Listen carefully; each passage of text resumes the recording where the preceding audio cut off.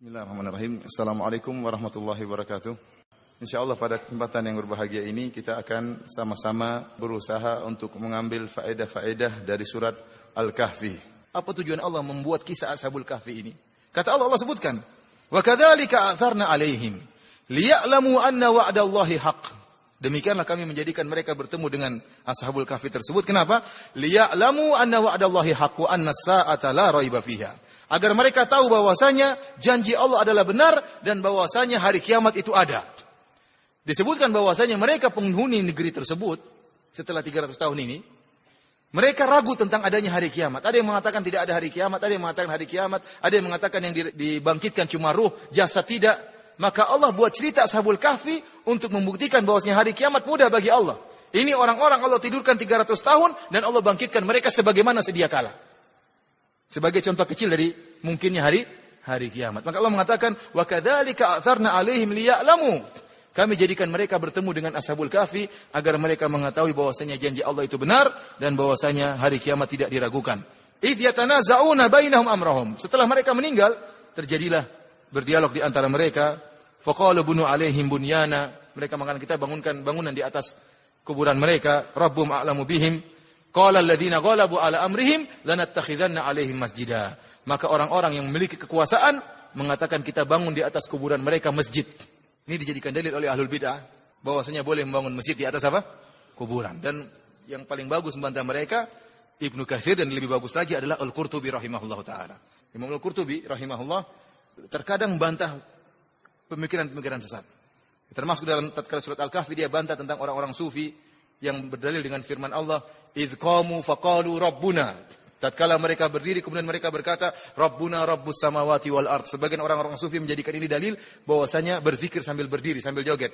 Faqamu, idz qamu faqalu. Tatkala mereka berdiri kemudian mereka berkata, "Rabbuna rabbus samawati wal ard." Joget-joget.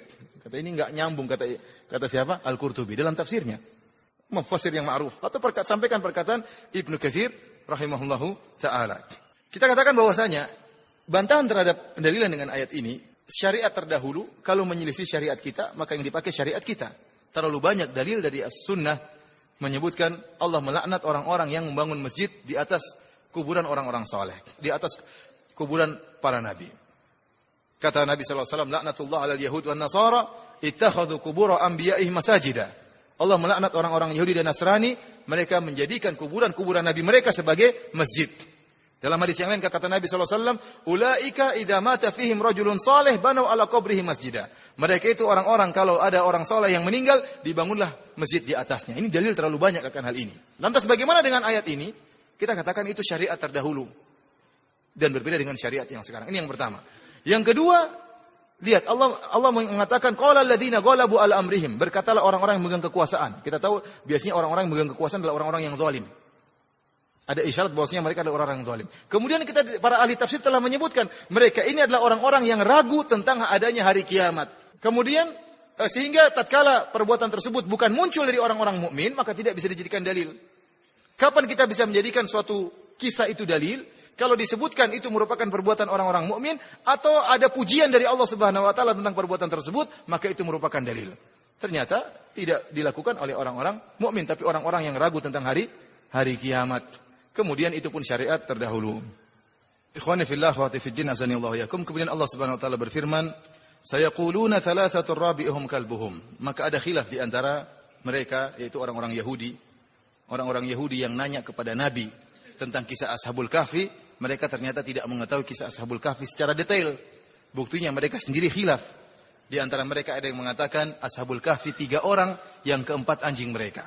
Lihat, anjing disebut-sebut lagi dalam Al-Qur'an. Wa yaquluna khamsatun sadisuhum kalbuhum. Dan sebagian orang-orang Yahudi juga mengatakan bahwasanya jumlah Ashabul Kahfi adalah 5 orang, yang keenam adalah anjingnya. Rajiman bil ghaib, kata Allah hanya sekedar duga-duga tentang suatu hal yang gaib yang mereka tidak ketahui. Di antara mereka ada yang berkata wa yaquluna sab'atu wa thaminuhum kalbuhum. Jumlah Ashabul Kahfi 7 orang dan yang ke-8 adalah anjingnya. Dan ini pendapat yang dipilih oleh para ahli tafsir, di antaranya Ibnu Katsir, di antaranya Ibnu Abbas radhiyallahu taala anhuma. Kenapa? Karena Allah tatkala menyebut 2 pendapat yang pertama, 3 orang atau 5 orang, Allah bantah. Kata Allah, rajiman bil ghaib, mereka hanya praduga saja. Tapi tatkala Allah menyebutkan yang ketiga, Allah mengatakan jumlah mereka 7 orang, yang ke-8 adalah anjingnya, Allah tidak bantah. Berarti jumlah mereka 7 orang dan yang ke-8 adalah anjingnya.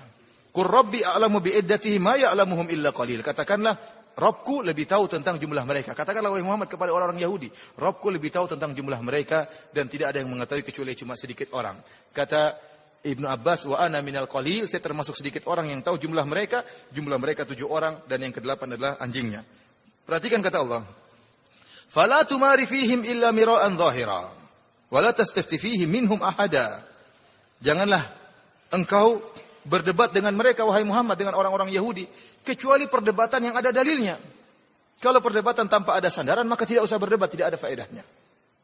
Ini menunjukkan kalau ada perdebatan, diskusi, tidak ada dalilnya, maka ditinggalkan perdebatan tersebut.